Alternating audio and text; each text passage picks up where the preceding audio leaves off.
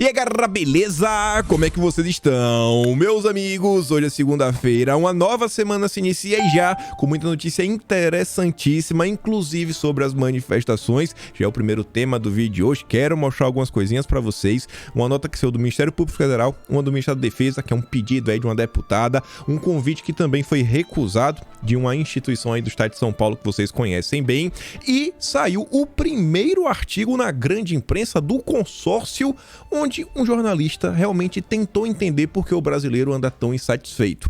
Quero comentar sobre isso, também falar rapidamente aí sobre o calorzinho que o Dilma já está começando a receber. O segundo tema, eu acho que vocês ainda vão ficar um pouco mais encantados.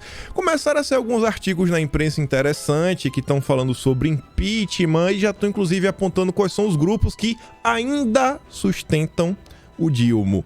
Quero comentar sobre isso. Tá rolando já algumas tretas no nível do legislativo que são interessantes. Tretas, inclusive, dentro do PT. Quero também comentar. E mais algumas coisinhas.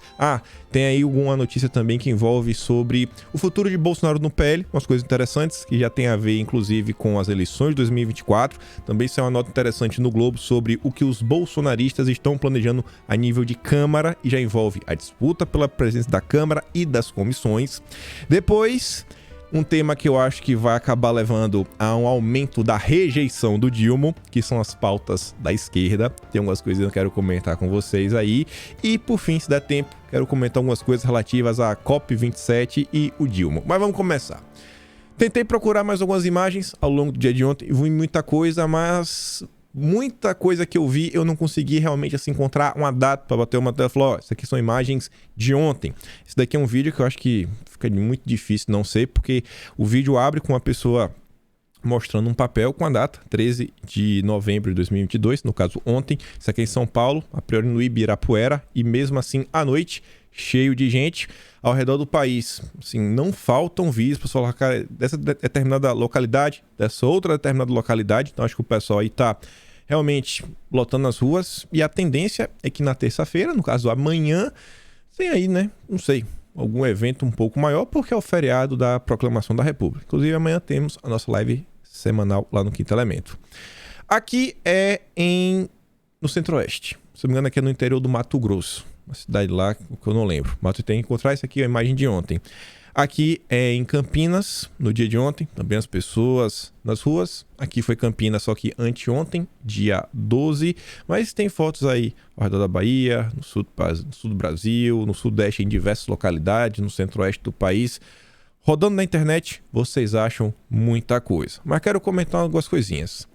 Saiu essa nota aqui ontem, onde o Ministério Público Federal vê ataque à democracia em ato em frente ao exército e pede providências. É um ato contra a democracia, isso, aquilo, outro, etc.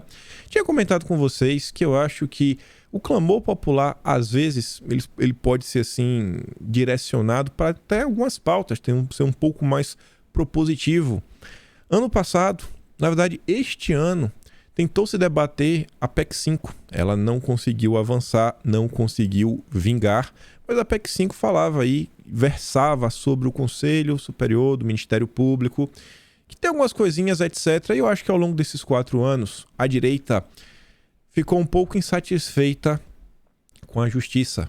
Eu acho que como um todo, eu acho que ao longo do tempo, as pessoas começaram a analisar que, acho que isso aqui não está indo, sabe, do jeito que deveria ir, pode melhorar. Não, assim, tá indo, né? Pode melhorar um pouquinho aqui, pode melhorar um pouquinho acolá, etc. E eu acho que isso aqui é interessante para mostrar, mais uma vez, eu até já falei no passado, eu não vejo assim, se mudar esse nome tá tudo resolvido.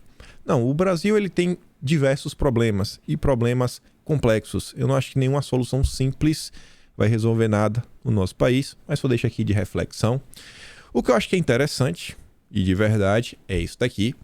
O Estadão, agora de manhã, 5 da manhã, solta essa nota falando que o Ministério da Defesa deve rejeitar pedido de deputada contra atos golpistas em quartéis, né? Segundo o Estadão. O Ministério da Defesa decidiu rejeitar o ofício da deputada Perpétua Almeida, de qual partido? PCdoB, Partido Comunista do Brasil, para que a pasta tome providências contra as manifestações de bolsonaristas em frente a quartéis militares. De acordo com os auxiliares da pasta, a defesa alegará que não há nada a ser feito sobre a questão.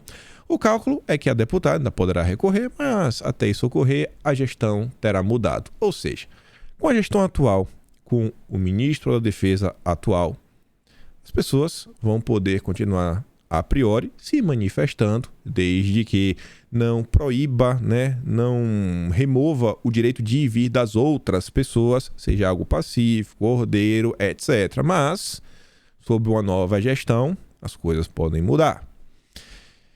E a nota do Estadão também comenta que a cúpula das Forças Armadas recusou o convite para o jantar oferecido pela Fiesp.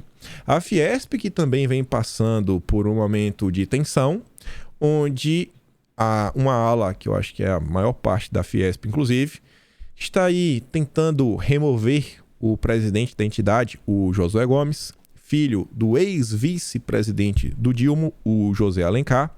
E o José Gomes vem sofrendo muita resistência. É uma instituição que hoje muitas pessoas estão pintando que vem seguindo uma linha ideológica de esquerda, ao invés de realmente ficar cuidando das indústrias do estado de São Paulo. É a opinião de algumas pessoas, não que isso seja a verdade universal, mas eu acho interessante, Você vai falar, cara, não, esquece isso daí. O Estadão disse que ocorreria nessa quarta-feira e sinalizou que seria mais apropriado, deixou o encontro para janeiro. Em caráter reservado, militares alegam que não há clima nem mesmo para enviar um representante em razão da derrota de Bolsonaro na eleição e das manifestações de seus apoiadores. Eu acho que aqui tem muito mais a ver com o viés ideológico da instituição. E aí, olha só, a mesma turma que está aí jogando pedra, as pessoas de direita, é a mesma turma que não fala nada e acha isso daqui extremamente normal. A turma que fala da pacificação da boca para fora. Campanha fora Bolsonaro manterá atos de rua para pedir punição ao presidente. Olha só, isso aqui é extremamente democrático. A campanha nacional Fora Bolsonaro, que reúne movimentos sociais, sindicatos e partidos de esquerda e organizou manifestações de rua pelo impeachment do atual presidente, decidiu manter suas atividades no próximo ano, mesmo com a saída dele do cargo. A campanha mudará de nome e fará manifestações para pedir punição a Bolsonaro. Olha só. Como assim? Se ainda fosse um movimento pedindo celeridade nos processos que Bolsonaro possui com a justiça, eu até entenderia, mas não é punição. São juízes. Eles já possuem a resposta. Então eles já têm a resposta, eles não querem julgamento, eles querem punição. Eles querem punição. E isso aqui é extremamente democrático. Imagine, Bolsonaro não será nada, ele não terá nenhum cargo. Vai ser apenas uma pessoa física e um cenário onde um grupo de pessoas, talvez até tenha algumas instituições nesse bolo, CNPJs, caçando um ser humano, pedindo punição para ele e membros do seu governo por supostos crimes cometidos nos últimos anos. Então, supostos, né? Então, veja como são as coisas. Se você fosse pedir por julgamento, não, a gente quer que leve à justiça, fazer isso daqui, a gente quer celeridade, o processo ser julgado o mais rápido possível, e aí a justiça vai ver se é inocente, se é culpado, etc., mas não querem punição. Essa é a turma da pacificação, da harmonia. E aí, nesse cenário nublado, nublado tô sendo bem eufemista, né? Esse cenário aí é uma tempestade do que diz respeito à imprensa, ao tratamento que a direita recebe. Isso que aparece como um farol para iluminar, né, a embarcação que ela ia ancorar na orla. Um artigo que saiu hoje de manhã, às 3 da manhã, do Carlos Alberto de Franco. Foi até dar uma olhada, já um senhor, né, certa idade, deve ser às vezes por isso que escreveu um artigo desse, né, realmente tentar de coração entender. O artigo se chama Conservadorismo, uma novidade. No subtítulo fala o seguinte: o jornalismo, com serenidade e sem preconceitos, precisa voltar o seu olhar para um fenômeno conservador. Ele é uma realidade e mostrou sua força nas eleições. E aí o Carlos Alberto, ele fala: fim do segundo turno das eleições, uma situação inédita no país, um número expressivo de brasileiros foi às ruas, em muitas cidades, para protestar contra o desfecho do pleito por considerar que o resultado da margem muito estreita foi permeado por decisões questionáveis e não isentas. da Justiça. Mobilizações multitudinárias prosseguem e preocupam. Mostram um país dividido e fortemente polarizado. É preciso fazer um grande esforço, sereno e honesto, de pacificação.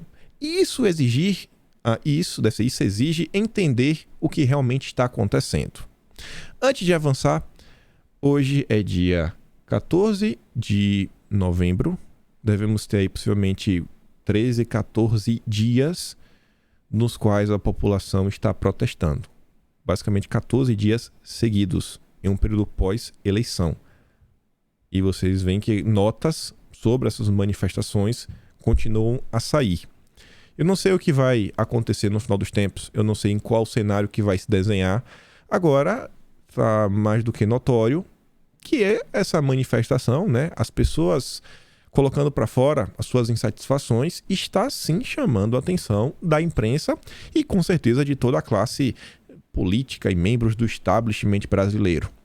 Aí o Carlos continua falando o seguinte: os protestos serão mesmo antidemocráticos? Será?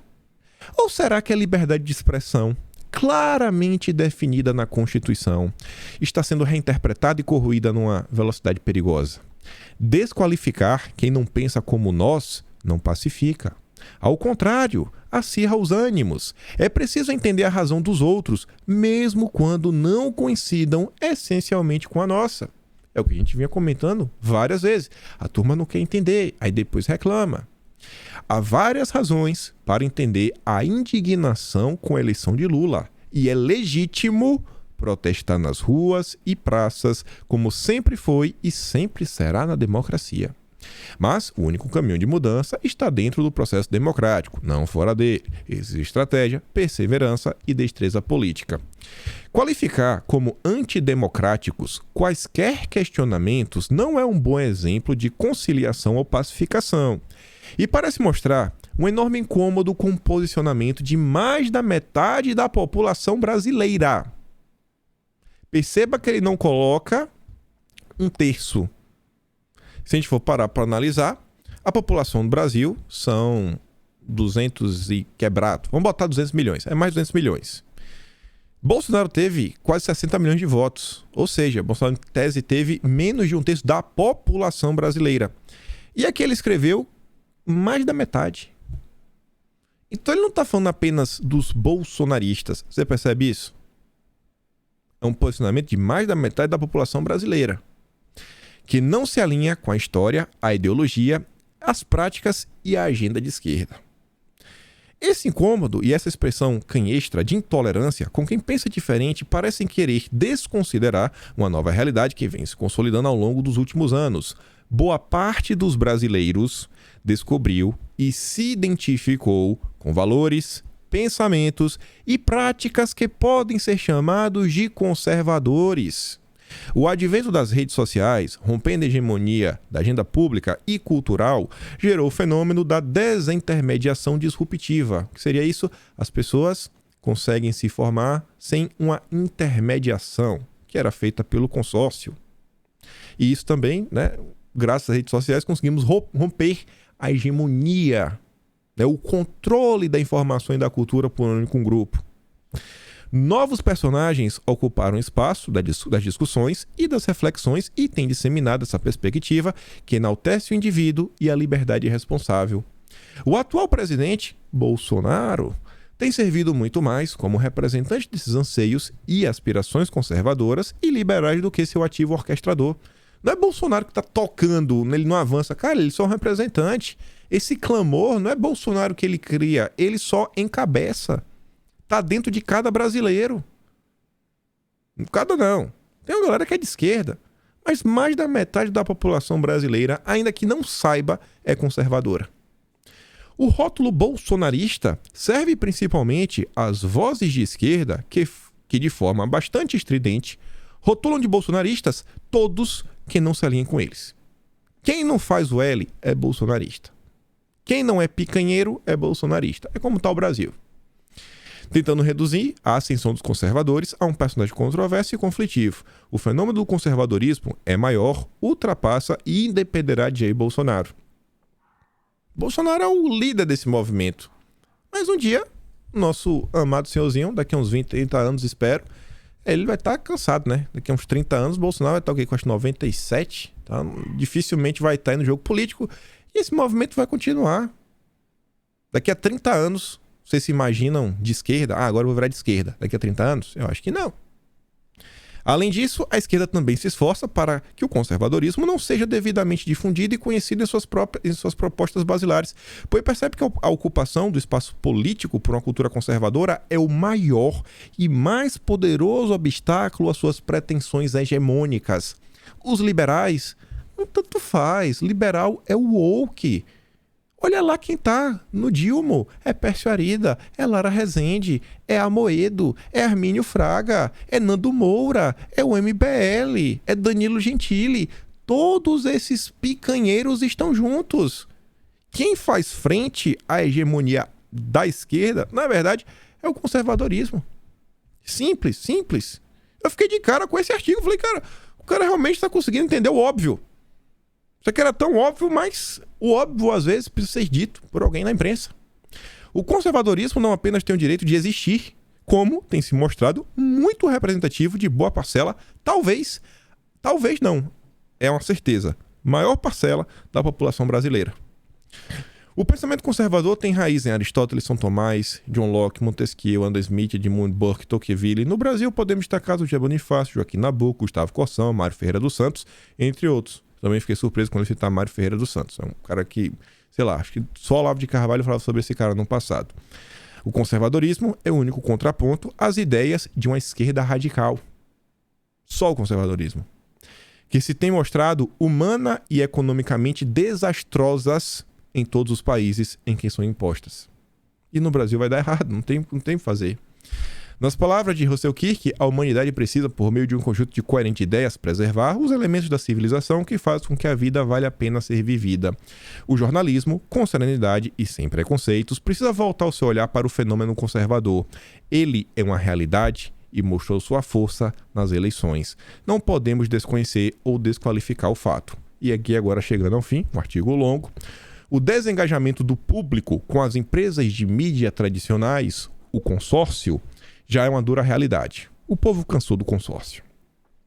Portanto, como bem salientou o jornalista e cientista político João Arantes, para além do dever ético da profissão, buscar sempre um alto grau de isenção e um compromisso total com a verdade, a própria moderação na escolha das pautas e a abordagem das matérias é também uma questão de sobrevivência dos jornais tal qual os conhecemos. O jornalismo, por óbvio, não pode ficar refém do público. A independência é parte importante do nosso ofício. Só que, no entanto, é necessário dialogar com os valores, ideias e necessidades da sociedade. Tem que ouvir o povo.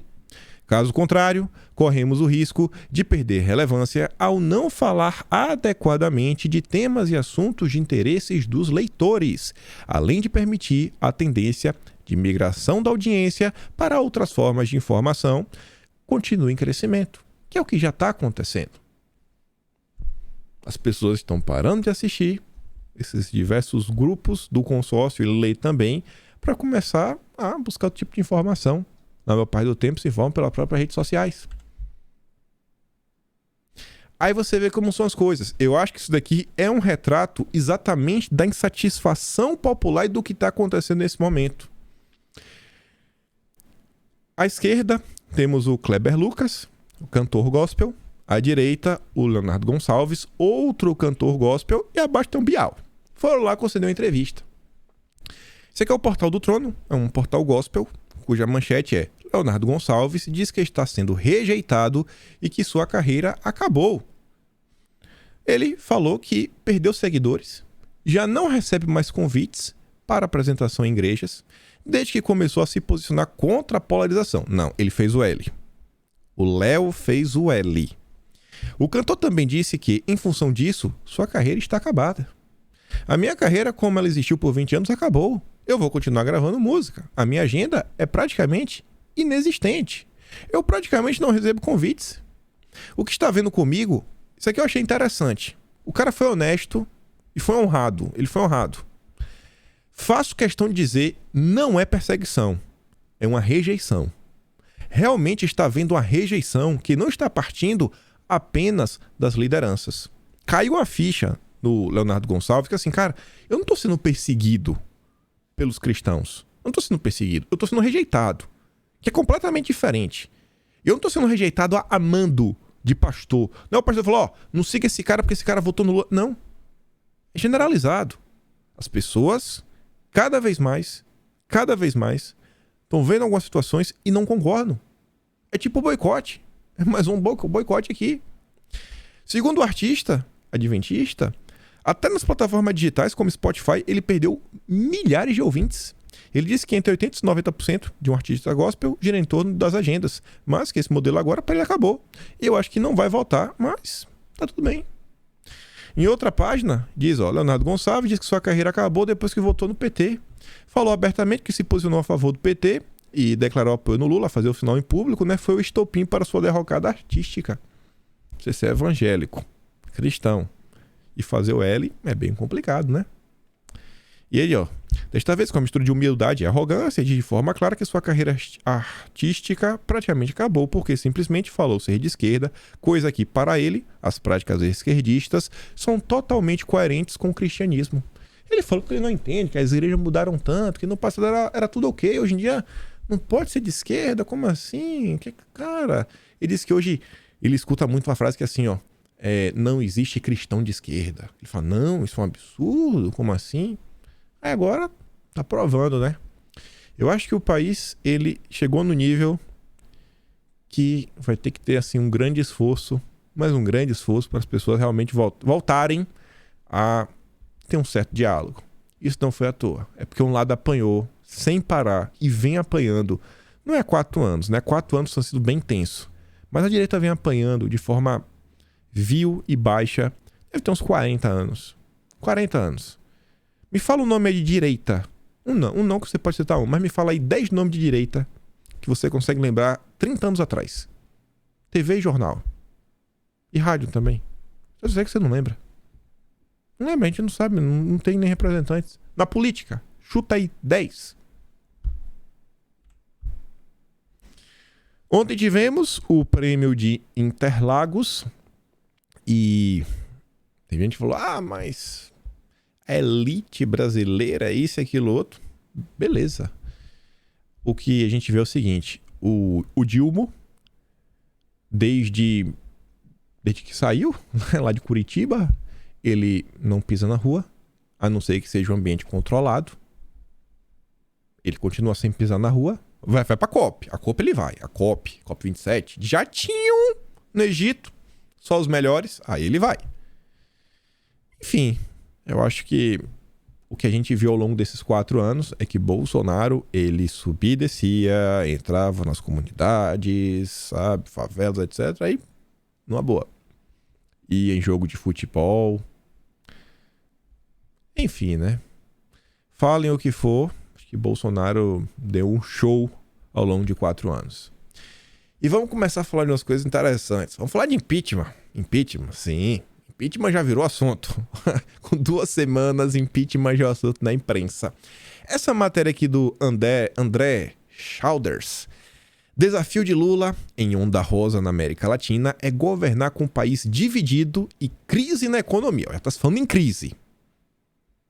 Já está se falando em crise. Gente, na boa, vocês que são inscritos recorrentes, as notícias que nós acompanhávamos era PIB revisado para cima, desemprego tem queda recorde, Brasil tem superávit histórico, varejo, sabe, bate mais um recorde, máquinas da Cielo mostram que as maquininhas estão vendendo mais, ou seja, o mercado está mais aquecido, lotação nas alturas, inadimplência lá embaixo. Era assim, as notícias. Me perdoa. A gente comentou isso daí ao longo do ano. Ao longo do ano. Normalmente sempre no início do vídeo tá colocar aquelas notícias positivas. Então assim, a gente sai do cenário de notícias positivas, governo Bolsonaro, gol atrás de gol para... o país está dividido, crise na economia. O país não está dividido durante o governo Bolsonaro? O país não estava dividido? Eu acho que estava. Tá a mesma divisão. Mas por que o André, ele quer colocar essa questão de divisão? Vocês já pararam pra perceber que nesses 14 dias onde o Dilma já tá tomando um calorzinho, ninguém defende ele? Ninguém defende ele. Porque rede social, só mentir não funciona, né? Como eles fizeram contra Bolsonaro aí, vetando um monte de coisa nesse segundo turno. Quando você vai pegar a matéria pra tentar mostrar que não é bem assim, bom, é bem assim. De frente como é com o Bolsonaro, que acusam o Bolsonaro de fazer uma coisa, e aí você vê nas redes sociais, as pessoas vão lá, pegam a matéria e desmente a imprensa. Então, eu vejo que Bolsonaro, ele aguentou, cara, assim, de um jeito que ninguém acreditou ao longo de 4 anos, exatamente pelo fato que ele tem uma base. Ele tem uma base. E ele sempre foi atacado pela imprensa. E agora, o Dilma, ele não tem essa mesma base. A imprensa já tá aqui meio se descolando. E toda essa base de Bolsonaro é oposição. Então, o cenário não é muito bom. O cenário não é muito... Graças a Deus, né? Que pra ele, quanto pior o cenário pra ele, mais feliz eu vou estar. E aí, o André escreve o seguinte. Ao tomar posse em janeiro de 2023, o Dilma se juntará a uma leva de lideranças no continente americano que venceram candidatos de direita por margens estreitas e se depararam com o desafio de governar um país polarizado. Gustavo Petro, Castilho, Boric, agora tem baixa popularidade e mau desempenho na economia.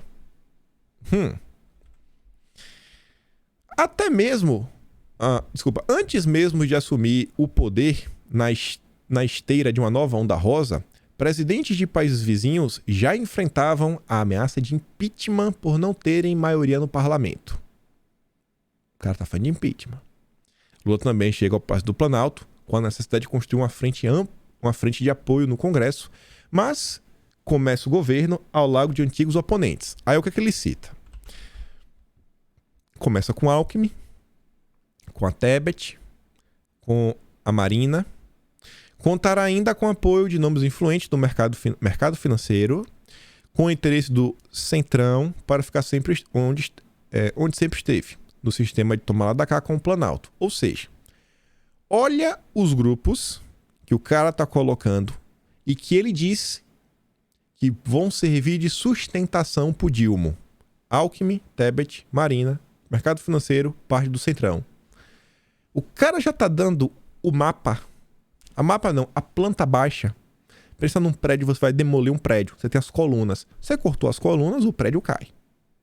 Então as colunas pro prédio cair, Centrão, Mercado, Marina, Simone Tebet e Geraldo Alckmin. Eu acho que a Marina, ela não conta muito. Na boa, sabe? Aqui é mais interesse internacional a Marina. A Tebet, idem, eu não acho que ela tenha essa força. Se fosse um nome forte no agronegócio, etc. Eu acho que o agro já é uma oposição. Eu acho que tá aqui, ó. Se o mercado fica chateado, se o Alckmin fica escanteado e se o Centrão percebe aquele cheiro de sangue no mar, tipo um tubarão, aí podemos ter um cenário muito contente e sorridente. Tanto que depois, fala o seguinte, ó, impeachment. Aí tem um tópico só sobre impeachment. Ao contrário de alguns de seus pares na América Latina e do Biden, Lula indica, desde antes da vitória, que buscará montar um governo amplo de coalizão. Ou seja, o problema de impeachment tá passando, tá rodando. O fantasma do impeachment já tá causando temor. Ontem também, mais uma matéria que fala de impeachment. Renan Calheiros avalia que PT deverá apoiar seu arqui-inimigo na Câmara. Renan tenta convencer Lula de que o governo não precisaria do Centrão, especificamente do PP e do Lira, para ter governabilidade. Os números, entretanto, mostram que Lula não teria folga sem o apoio de ao menos uma parte do grupo. E, segundo Renan Calheiros, o que ele tem dito para interlocutores, a gente comentou isso no vídeo de ontem, é grande o medo do PT de repetir com Arthur Lira o que houve em 2015 com Eduardo Cunha. Ou seja, o partido apoiar outro candidato e o vencedor se tornar adversário do governo federal. Não é adversário, né? Tivemos o impeachment da Dilma. Matéria do Guilherme Amado, viu? Interessante. Aí, Tá falando do Renan, né? Ó, esquece o PP, esquece o Lira. Quem também é um dos caciques do PP é o Ciro Nogueira. E aí o Ciro Nogueira, num sua gingada aí, fez uma movimentação relativamente interessante. Saiu uma nota na Globo, saiu uma nota na Veja, e isso tudo com base em uma thread de twitters. É o que eu digo, o Twitter, ele é a única coisa que eu vejo assim, realmente criar assunto político. O debate público, ele sai do Twitter para a imprensa. Eu não vejo sair conteúdo do Instagram para a imprensa. Eu não vejo sair do Facebook para a imprensa. Normalmente sai do Twitter para a imprensa. O Ciro Nogueira, ele se pronuncia e aí vira o assunto. A manchete da Globo era o seguinte: Ciro Nogueira diz apoiar a PEC da transição, mas só no primeiro ano de governo para pegar Bolsa Família e aumento do salário mínimo. Em nota, o ministro também afirma que a vontade popular tem de ser respeitada. Aí o que ele diz é o seguinte, na íntegra, a gente não olhou o que está na matéria. A PEC da transição, como o próprio nome diz, é para transição. Não é um cheque em branco. Não é a PEC do orçamento, é a PEC do rombo. Na verdade, tem que ser a PEC de transição, não a PEC do rombo. Deve garantir somente os pontos comuns das duas candidaturas. Ou seja, os R$600, isso já estava meio que pacificado. Já tinham R$600. E o aumento real do salário mínimo. Pronto. Bolsonaro tinha dito, Lula também, pronto, tá resolvido. O resto, irmão, vai discutir com o legislativo. E vai ter que ceder. Todos os outros temas da agenda do novo governo merecem ser primeiro conhecidos, assim como a sua política econômica, que é o ministro, e depois discutidos com a legitimidade do novo Congresso. Sabe o que o Ciro Nogueira tá fazendo? Esse aqui, ó. Pega aqui, ó. Bota aqui, ó. Bota aqui, ó. Fechou? Ó, tô com as manguinhas de fora. Manguinha não, com as mãozinhas de fora. É isso que ele tá fazendo, ó. Tô na área, viu? Se derrubar é pênalti. E tu acha que isso aqui é só ele? Calma que tem mais. Todos os parlamentares que compõem a base do atual governo e apoiam a agenda econômica diametralmente oposta que foi eleita e ainda desconhecida nos detalhes, têm o direito de se posicionar livremente. O posicionamento que defenderei no PP é de aprovar uma PEC, sim, mas para transição, para garantir estabilidade para o primeiro ano de governo. O Congresso atual que sai não pode caçar a prerrogativa do novo, que chega legitimado pelo povo nas urnas e ainda nem assumiu. Como assim vai dar um cheque branco para 4 anos? O Congresso atual que tá indo embora? Não, pô. A transição tá garantida. Agora as promessas e a governabilidade ele tenta com o novo Congresso. Não vem com a PEC do rombo agora, não. Não pode chancelar decisões dos próximos 4 anos no apagar das luzes, de forma acelerada, porque o senhor Pacheco quer ser reeleito. A vontade popular tem de ser respeitada.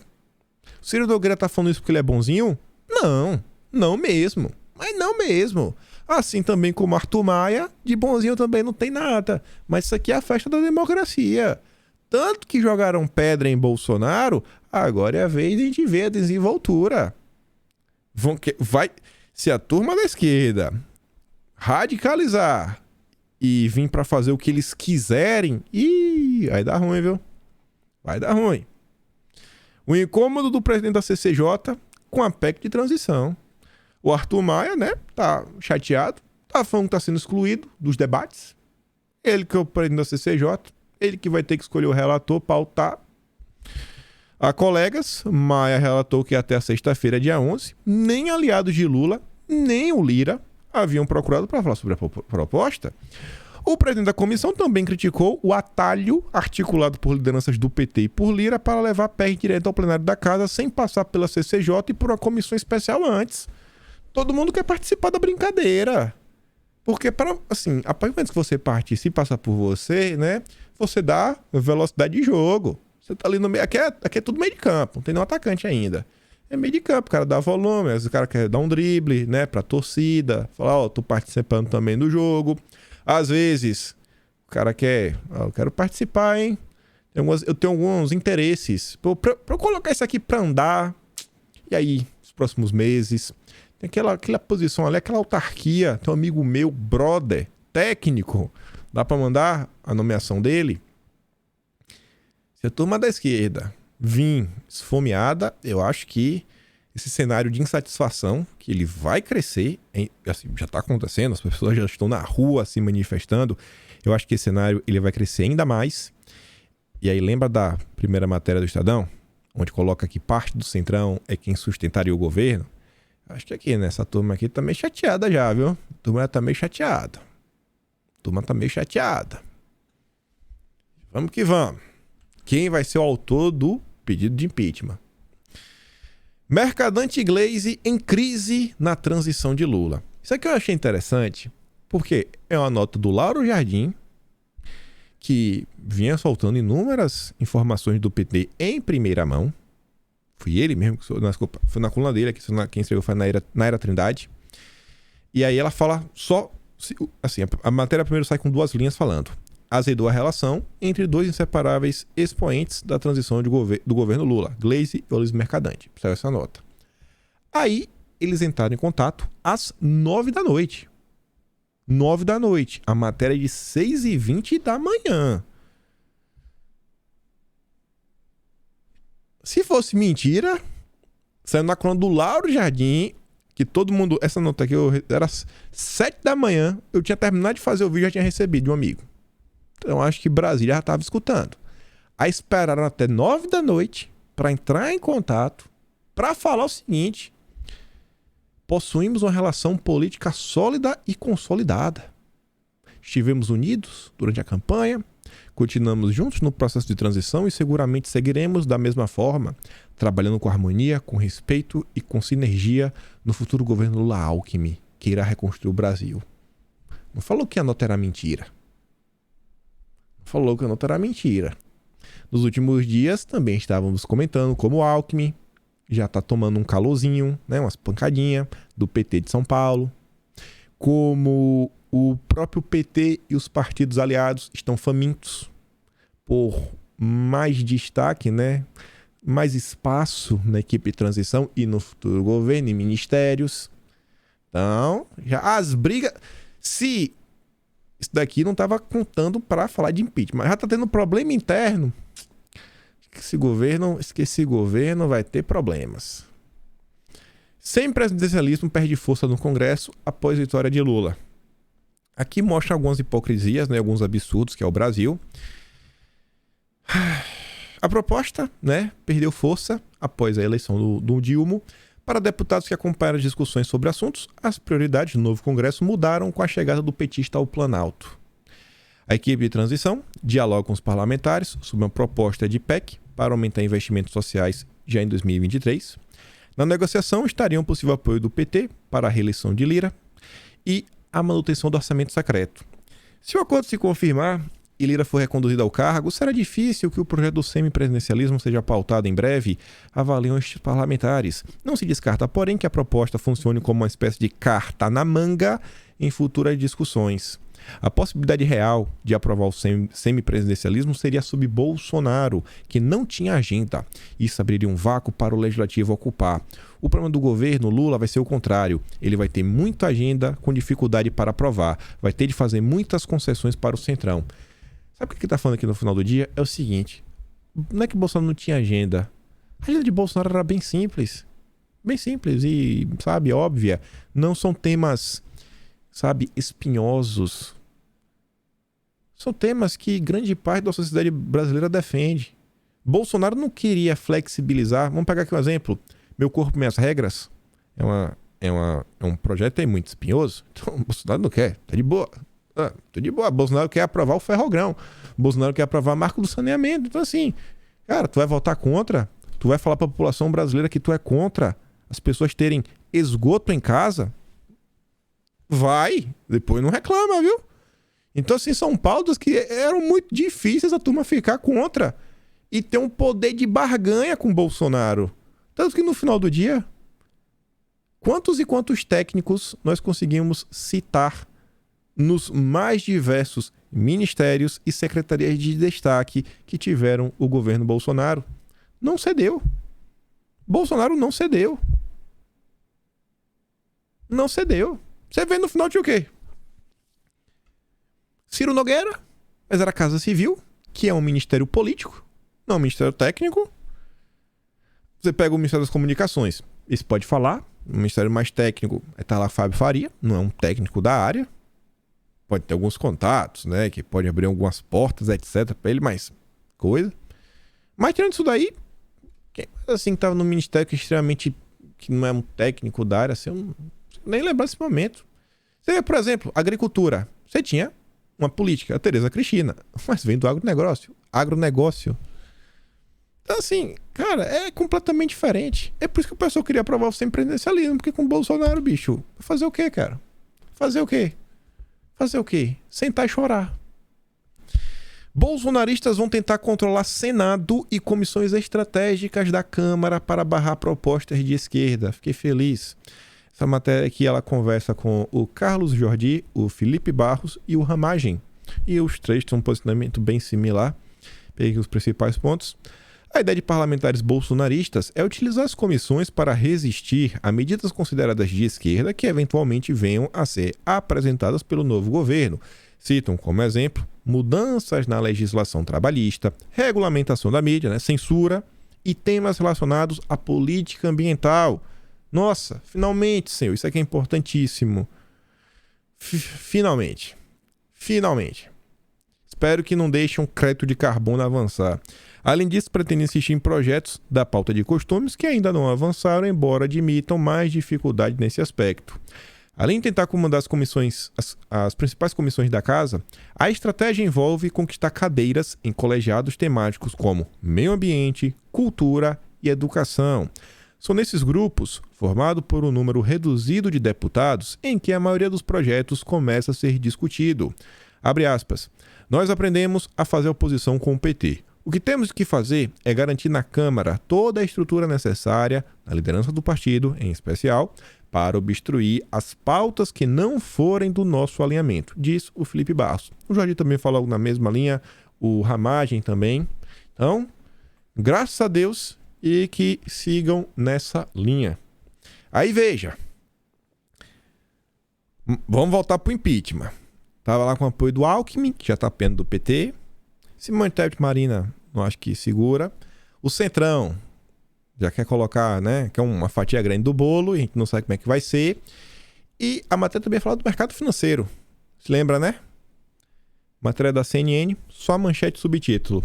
Se discurso de Lula continuar, juros não devem recuar em 2023, diz o especialista. Roberto Dumas afirmou acreditar que, ao contrário do que prevê a maioria do mercado, a taxa de juros não deverá recuar em 2023, diante do discurso adotado pelo presidente eleito. E não vê um bom cenário econômico à frente.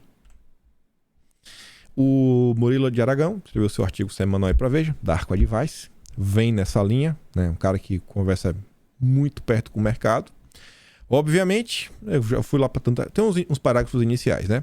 Obviamente, não há dinheiro para pagar a conta das promessas e das demandas represadas. Tem muita coisa que tem aí, né? Mas não tem dinheiro suficiente. O que fazer? Em política, a promessa só vale quando pode ser cumprida. Sem condições, não há o que fazer. Não é situação fácil. Por um lado, existe a armadilha das soluções criativas que propõem o aumento do endividamento para fazer frente aos gastos. É uma espécie de banco imobiliário em que o banqueiro cobre o custo da dívida e estimula o endividamento. Por outro lado, existe o caminho duro do pragmatismo. Escalonar a execução das promessas, cortar despesas, reequilibrar a carga tributária. Tudo o que o governo eleito não gostaria de fazer. Ou seja, um caminho, mais dívida. Mais dívida, vai ter problemas fiscais, a turma vai ficar bem chateada.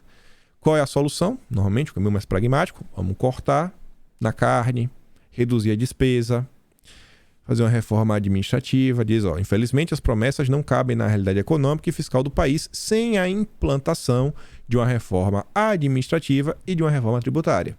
Será que isso vai rolar? Será que a turma da esquerda vai querer diminuir o tamanho de Estado? Fazer cortes reais?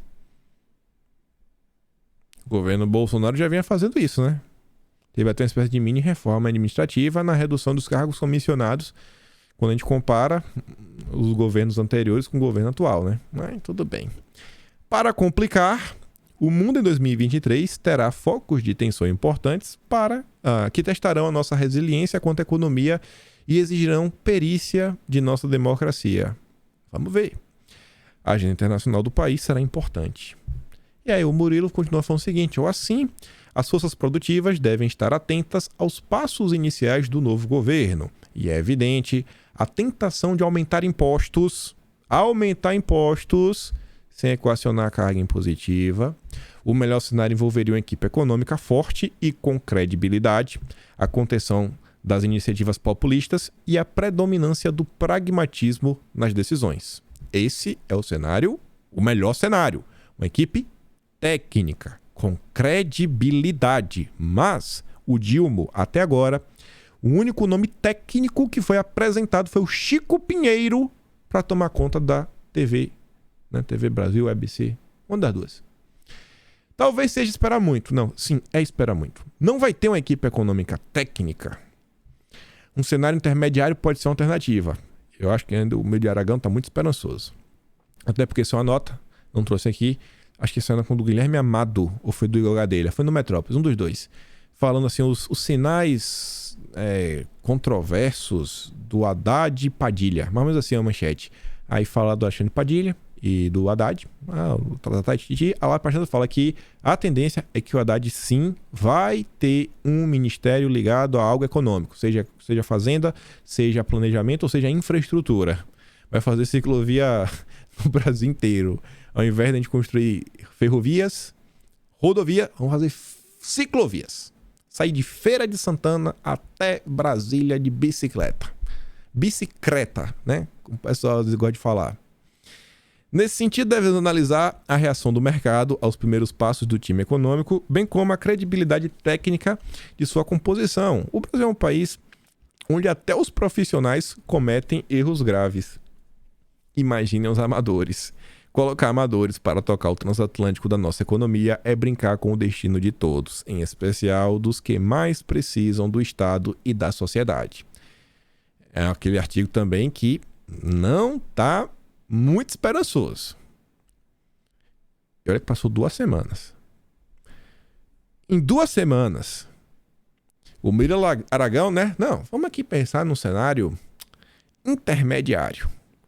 Olha só as 2 manchetes. Você consegue imaginar o governo Bolsonaro com manchetes assim? Condenação por pedaladas / manteiga da equipe de transição de Lula. Ex-ministro de Dilma está proibido de assumir cargos públicos até 2030, mas trabalhará na equipe como voluntário sem receber salário. Condenado por pedaladas, Manteiga terá que atuar como voluntário em transição. Ex-ministro da Fazenda não pode ocupar cargo público devido à decisão do TCU. Essas são as notícias da equipe econômica de transição do Dilma. Eu tento não torcer contra o Brasil, mas parece que vai dar errado.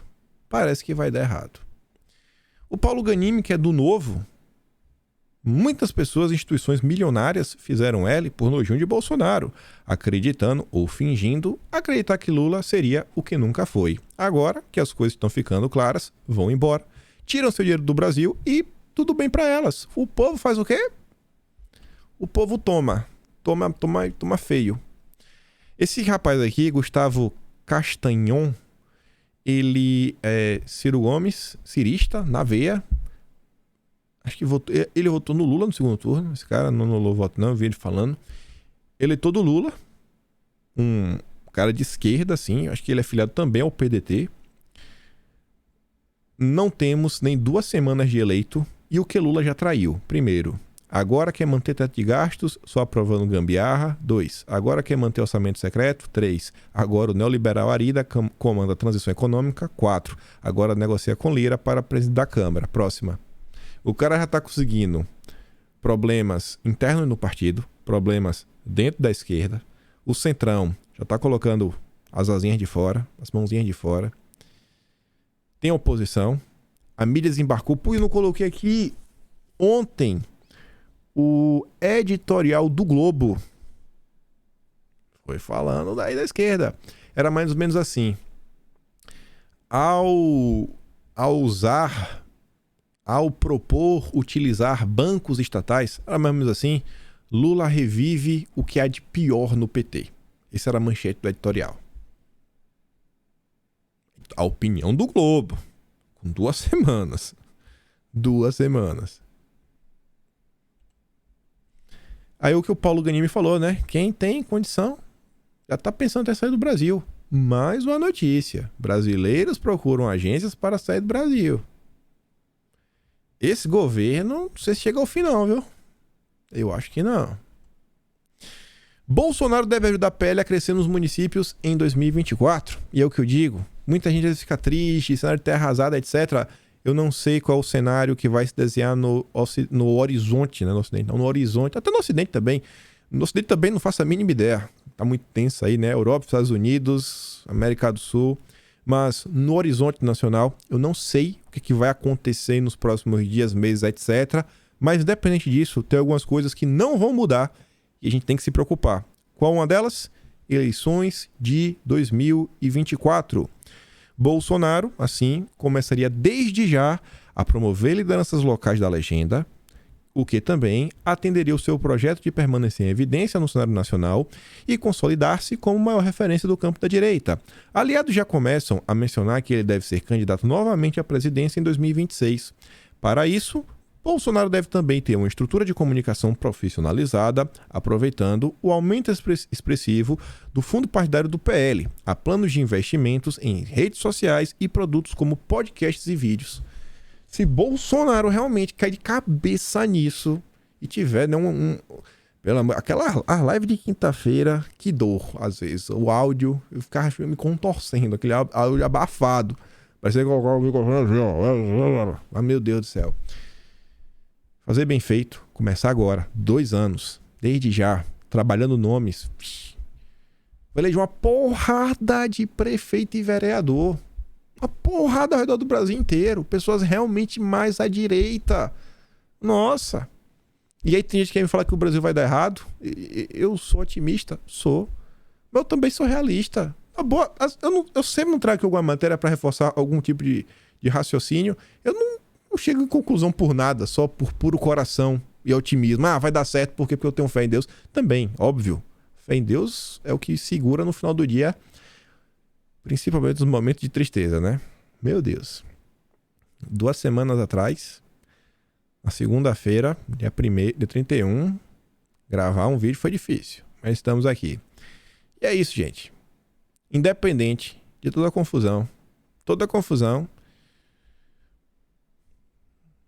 tenho esperança para 2024. Tenho muita esperança. Aí, olha só. Isso aqui, na verdade, já podia estar no próximo. Lula terá relação delicada com movimentos sociais no novo governo. O impulso de movimentos sociais, a eleição do Molusco, aponta agora para uma relação delicada. Líderes de algumas das principais organizações sustentam o discurso de que eventuais cobranças podem coexistir com a defesa. Vão cobrar, mas tem que defender. Mas a primeira passagem do petista mostrou o risco de fissuras, porque essa turma também quer espaço. Essa turma tá achando que agora que Lula chegou lá, vai ter espaço no governo, nas ONGs, os institutos, etc. E vamos falar um pouquinho. Falei que ia comentar da esquerda. Olha as manchetes. Tudo recente. Movimento negro que apoiou Lula critica indicações. Desilusão. Lideranças afirmam que faltam especialistas negros na transição e criticam criação do Ministério de Igualdade Racial. Enfraquece a luta. Gabinete de transição de Lula privilegia homens e tem poucos negros. Que foi do Globo. UOL, mais plural. Ministério dos Povos Originários vem aí. O que não falar sobre indígenas? Pronto. A turma da esquerda já está querendo agora controlar o que tu pode e o que tu não pode falar. Um dos grandes feitos desse novo ministério vai ser proibir você, por exemplo, de usar expressões como programa de índio. Inclusive chamar pessoas de índio ou índia. No linguajar do colonizador português, índio era uma forma genérica de se referir às populações nativas que habitavam o nosso território. Mas, como você viu, há mais de 300 povos indígenas no Brasil.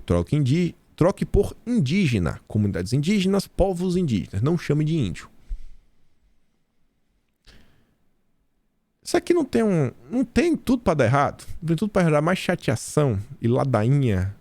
Esse discurso, né, muito woke, minoritário, identitário, na verdade, acaba dando errado. Jean já diz que quer ressignificar papel de primeira-dama e ter articulação com a sociedade civil. A gente comentou um pouco sobre a Janja ontem. A gente já volta para ela. Folha de São Paulo vem com isso daqui, ó. Um podcast discute como Meu Corpo, Minhas Regras se tornou pop nas artes depois de décadas de silêncio. Expressa Ilustrada comenta Blonde, o acontecimento e obras que jogam luz sobre a interrupção da gravidez. Ouça em e blá blá blá. Olha o tipo de agenda que a turma tá tentando avançar. Isso daqui acaba sempre se virando contra eles. Aí voltando aqui pra Janja. Tem muito picanheiro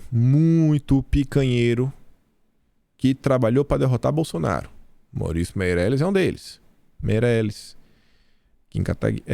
Não é do MBL, não é assim. O André Guedes, que é ligado no MBL, mas tudo bem. Danilo Gentili, Oscar Filho. Todos esses humoristazinhos, né? Os famosinhos. Aí ele colocou esse meme aqui, ó. Criticar Marcela Temer, liberdade de expressão. Criticar Michele é ter opinião. Criticar a Janja é machismo. E ele coloca lá uma risada. Antes disso, ele fez uma postagem falando o seguinte, ó. Não pode mais piada com a primeira-dama? Ele recebeu algum dos tweets dele ao longo do dia, fazendo piadas com a primeira-dama. O comentário, cara, que triste fim de carreira. Aí ele diz, mas estou falando da Michele. Ela ainda é a primeira-dama. Ou seja, esse comportamento da esquerda ele vai levar mais insatisfação popular. Não daqueles grupos que o cara do Estadão pintou que estão sustentando o governo, mercado financeiro, central, isso aqui. Não. Os picanheiros. Tem muito picanheiro isentão, muito. Os isentões todos aí, todos os picanheiros vão falar, aí, tá falando chato, hein? O mundo tá chato. Chato. Acho que a oposição vai crescer e vai crescer rápido demais. Como foi no Chile, como foi na Colômbia, como foi até nos Estados Unidos com Biden. Dilma diz que fala de Eliane Cantanhede sobre Janja é machista e misógina. Até a Dilma passou com um trator em cima da Cantanhede. Cantanhede passou 4 anos fazendo L. Picanheira. E tá aí. A Dilma ainda cita Simone de Beauvoir. Que é uma... Nem vou falar o que é. Aí tá aí, né? Quem quiser dar uma lida às lorotas da Dilma. Nem sei se foi ela que escreveu, só postou. Folha de São Paulo, por outro lado, Janja representa com dignidade a mulher brasileira, diz leitor. A turma xingou a Michele Bolsonaro, a turma fez piada com o cristianismo, porque Michele fez isso, fez aquilo, outra forma como Michele orava. Xingaram Laurinha. A imprensa nunca falou nada. Nada. Agora, nossa, ontem foi entrevista para o Fantástico. Diz leitor. Ainda toma mais um aqui do Jean Willis. Jornalismo, opinião e polêmica com Janja. Quem é Eliane Cantanhede? Aí tá lá, né? O Jean Willis diz, uma elitista, cafona e antipetista. Ela, inclusive, ontem foi puxar um pouco do saco. Coloca ali, ó, Dilma e a Marina. Lula e Brasil de volta ao palco internacional. Por quê? Já no discurso de vitória, Lula deixou claras suas prioridades como desenvolvimento, miséria e fome. Questão climática, desmatamento zero e povos indígenas. Questões não apenas desprezadas, mas ativamente atacadas na era Bolsonaro. É o cara que criou o auxílio de R$600 para o pobre começar a comer. Que trabalhou para reduzir o preço do combustível. Na redução do ICMS, que o Felipe Salto, que está sendo cotado aí para trabalhar, quem sabe a Secretaria do Tesouro, criticou e falou que não ia servir de nada. Picanheira. Aí essas pautas, em especial, né, a questão do COP, é isso que o mundo desenvolvido quer ouvir. O cara é presidente do Brasil ou o cara é presidente da Europa? Dos Estados Unidos? Presidente não, né? Funcionário. Aí tá lá falando das questões do meio ambiente. Vão ficar aliviados. Agora não vai faltar dinheiro. Não vai faltar dinheiro. As coisas do COP eu não quero comentar hoje porque vai demorar muito. E tem uma matéria em especial do Luciano Huck, engraçadinha, né? Que ele tá planejando aí algumas coisas. E aí eu deixo pra comentar com vocês amanhã, falar do carbonão.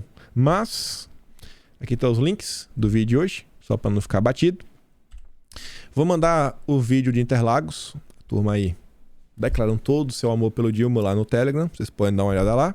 Se gosta do meu trabalho, passe no membro do canal, tem um botão de valeu, tem um peito na descrição. Mas lembra, acima de tudo, compartilhar esse vídeo e com a glória de Deus, espero poder estar aqui amanhã e vê-los novamente. Aquele grande beijo, abraço, tamo juntos. Valeu, meus amigos. Fui!